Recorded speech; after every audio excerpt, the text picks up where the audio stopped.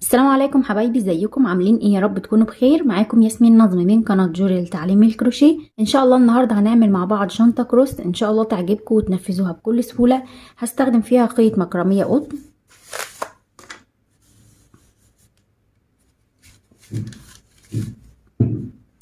سمك الخيط ده اقل من 2 ملي. هشتغل بإبرة 3 مليمتر. يلا نبدأ على طريقة العمل. بس قبل ما نبتدي يا ريت لو اول مرة بتشوفيني يا ريت تشتركي عندي في القناة وتفعلي الجرس وتسيبي لي كومنت تقولي لي رأيك ايه في الشنطة وبتشاهديني من اي بلد. يلا بينا على طريقة العمل. هعمل عقدة وهرتفع 30 سلسلة.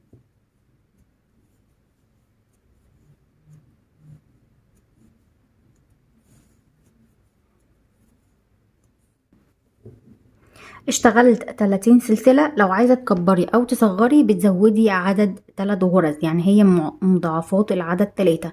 ممكن تشتغلي اكبر هتزودي 3 سلاسل في 3 سلاسل، او لو عايزة اصغر بتنقصي 3 سلاسل.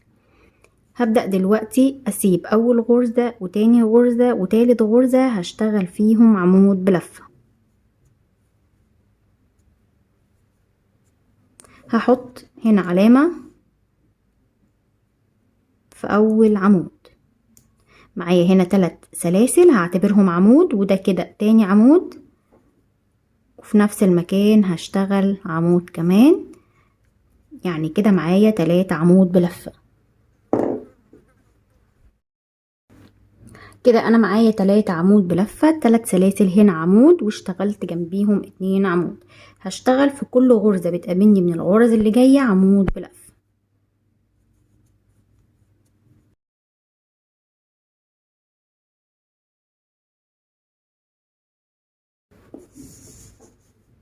بعد ما اشتغلت هنا 2 عمود جنب السلسلة في نفس الغرزة، بعديها اشتغلت 26 عمود. هيتبقى معايا اخر غرزة هشتغل فيها 6 عمود بلفة في نفس الغرزة.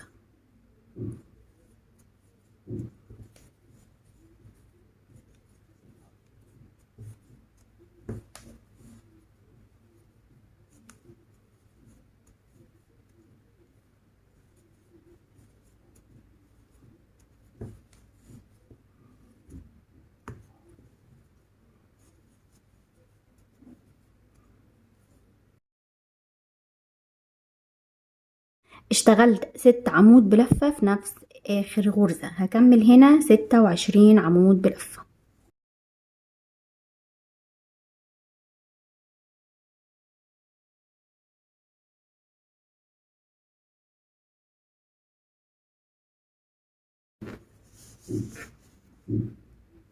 اشتغلت 26 عمود بلفة.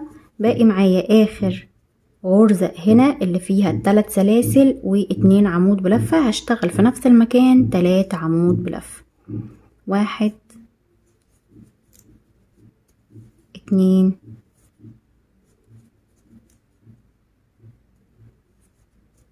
3. ومعايا هنا 3 عمود بلفة، كده 6 زي هنا 6 عمود بلفة، وهنا 26 وهنا 26. هشيل العلامة وهقفل بغرزة منزلقة. هرتفع سلسلة 2 وفي نفس المكان هشتغل عمود بلفة.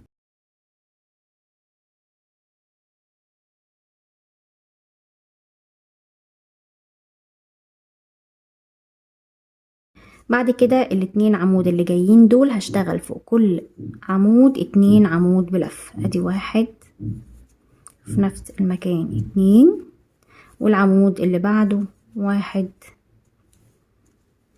2. هنا هشتغل عمود بلفة فوق كل عمود لحد ما اوصل هنا لل6 عمود بلفة.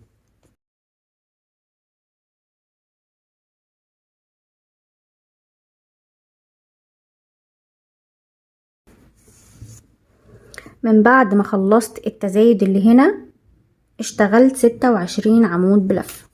كده معايا هنا 6 عمود بلفة. هشتغل فوق كل عمود 2 عمود بلفة.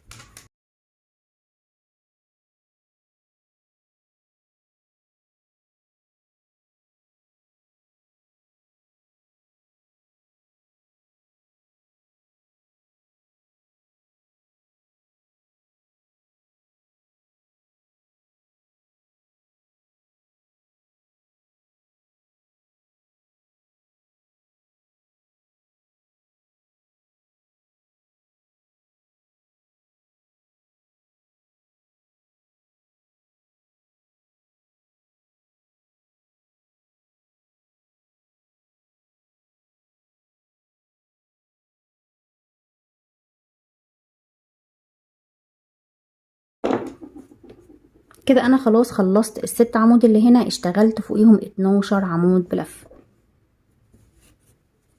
هكمل هنا 26 عمود بلفة.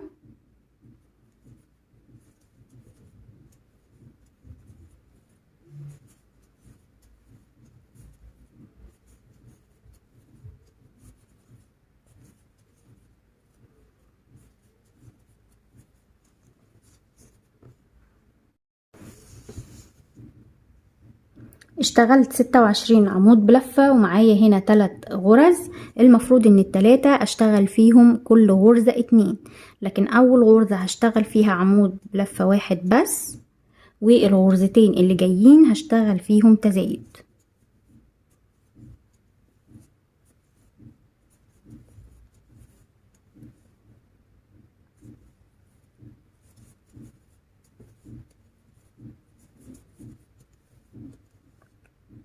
وهقفل هنا بغرزة منزلقة.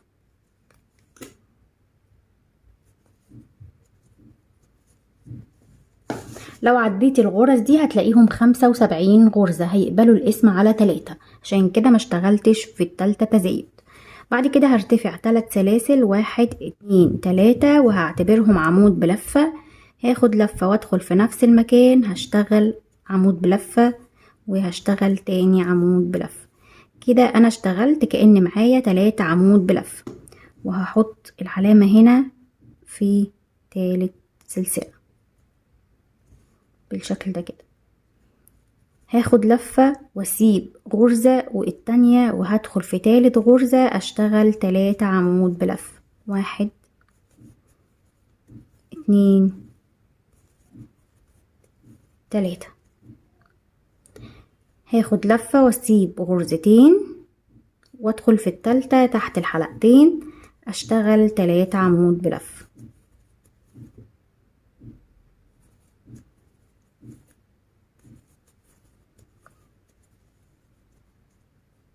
هكرر، هاخد لفة واتخطى غرزتين والتالتة 3 عمود بلفة.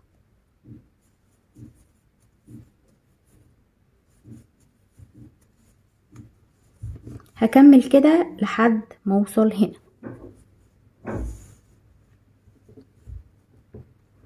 كده خلاص انا خلصت السطر كله، بسيب غرزتين والتالتة بعمل عمود بلفة 2 والتالتة بعمل 3 عمود بلفة. زي ما انتوا شايفين كده انا خلاص خلصت السطر كله، وباقي معايا 2 عمود بلفة. هسيبهم وهقفل هنا في اول السطر، هقفل بغرزة منزلق. هدخل هنا على تاني عمود، انا دايما شغلي في العمود اللي في النص. هدخل هنا وهعمل غرزة منزلقة وهرتفع 3 سلاسل، 1 2 3. ده كده عمود بلفة، وهشتغل جنبه 2 عمود بلفة. دي 1 2. هتخطى هنا غرزتين 1 2، ودايما بشتغل على العمود اللي في النص، اللي هو بسيب الاول والتاني وبشتغل في اللي في النص. هشتغل فوق تاني عمود 3 عمود بلفة.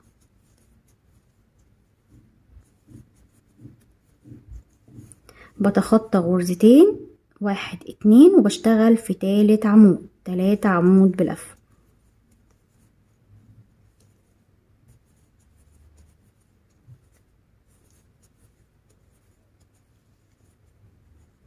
زي ما انتوا شايفين كده انا هخلص السطر كله.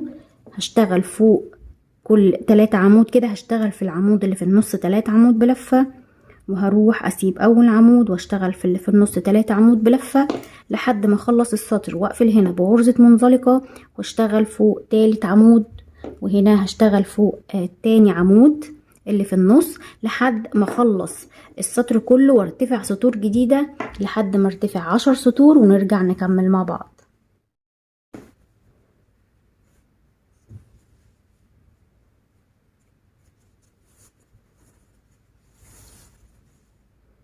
زي ما انتوا شايفين كده انا ارتفعت 10 سطور بنفس الطريقة فوق العمود اللي في النص، بشتغل فوقيه 3 عمود بلفة.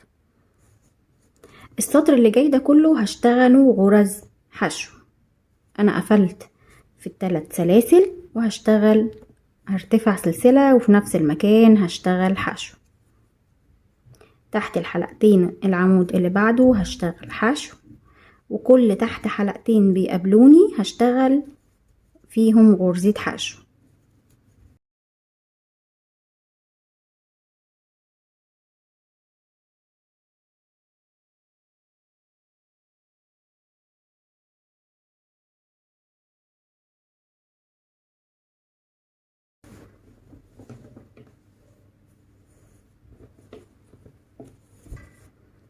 خلصت السطر كله غرزة حشو. هبدأ دلوقتي اقفل السطر بغرزة منزلقة تحت الحلقتين.